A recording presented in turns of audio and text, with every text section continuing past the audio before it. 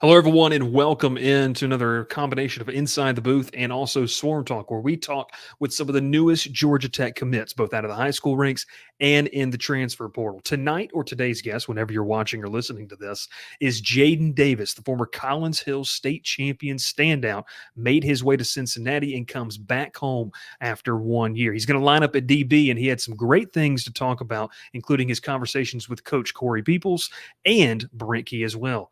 Without further ado, Jayden Davis. Welcome you back here to Swarm Talk here on the Crowded Booth. My name is Bryce Koon, and we're joined by a special guest, one of the newest members of the Georgia Tech Yellow Jackets. It's Mr. Jayden Davis, a guy that is no stranger, obviously, to the Atlanta area. Jayden, we were just talking before we kind of kicked this whole thing off, man. It sounds like you're excited, and it's a quick turnaround for you as you get ready to be a part of the white and gold. Yeah, I'm very excited to be back home, getting to play in front of my hometown and my family and stuff. So I'm really excited to get the season started. Obviously, man, let's kind of start back when you were in high school. Collins Hill, super successful. Got to experience a state championship back there in 2021 with not just you, but a team that was just really good all the way around. The group you were able to kind of put together. Walk me through your recruitment process back then. I know Georgia Tech was a part of it, and just kind of what led you to ultimately decide to go to Cincinnati, and that process. What was it like overall for you? The process was fun. I feel like my recruitment process was really interesting. Being committed to Louisville, my bad, for 11 months. And then right before signing day, all of my coaches went to Cincinnati, and I ultimately chose to go up there. But as for Georgia Tech, younger me, I wanted to venture out and get away from home, leave the nest a little bit. But now I'm back and I'm ready to work at Georgia Tech. Obviously, man, it's just a year difference. You mentioned younger you. It's only a year or so difference here. So now, what are some of the biggest things when you jumped into the portal? You weren't really there for long when Tech kind of started to reach out. What were those initial conversations like, and who did you talk to on Tech staff?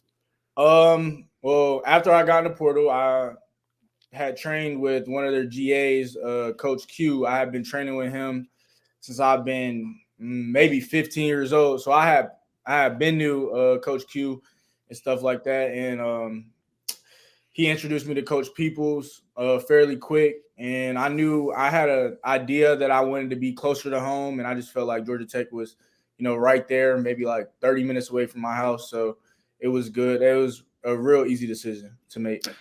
You talk about Coach Peoples as a guy that Georgia Tech hired first year here at Georgia Tech, but a guy that is familiar with this state, was at Georgia State, understands the talent that is in this state. Talk about that relationship. How excited are you to be able to be coached under him and just kind of learn from a guy that, had a good unit over, I guess we could say, across the street at Georgia State and looking to kind of, bring back a great unit there in Atlanta with Georgia Tech? I'm really excited to be under Coach Peoples, and I'm excited to learn and for him to teach me new things that I don't know already, and for him to expand my game and hopefully propel me to the next level. So I'm very excited, and I'm very interested to see how this is going to go. It's no secret, man. It was a big year for Georgia Tech last year. Obviously, get back to a bowl game, starting to gain some momentum, not only with a couple of guys like you in the transfer portal, but in the high school ranks as well. Man, when you look at this program a couple years ago compared to now, what are some of the differences that maybe you have just noticed? I know you're not officially on campus yet, but just maybe the way they go about things. What are some of the main differences for you when you go back to a couple years ago to now?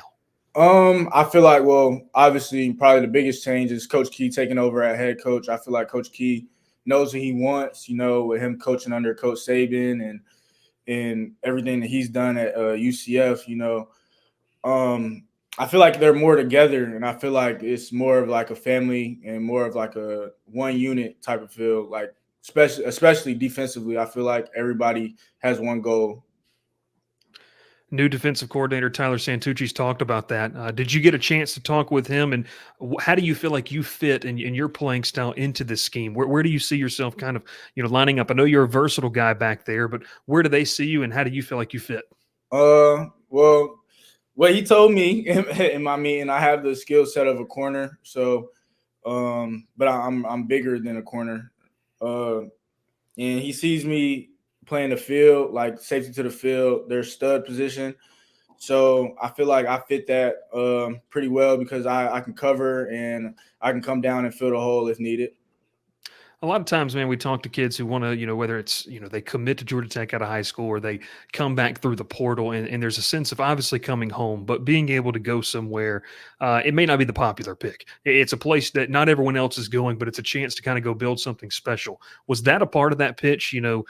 Hey, come here and let's make Georgia Tech a destination for Oh, other yeah. kids in the state of Georgia. Oh, yeah, definitely. I feel like Georgia Tech, they're on the come up. So being able to keep talent in Georgia is big. And I feel like once we're able to be on that level, we'll be able to keep a lot of people home, and grow Georgia Tech into a powerhouse. Obviously, man, from the state of Georgia, Tech has got a lot of guys from in-state. Do you have any relationships with guys already on that roster? And if so, have they kind of hit you up? And what's that relationship like?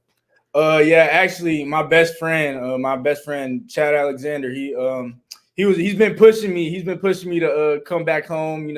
He's always in my ear about it. He's been in my ear since like last year about coming home, and he's like, JD, we can really make some shake up here at Georgia Tech, and so I just listen to him, and we're all bought in to making this thing work.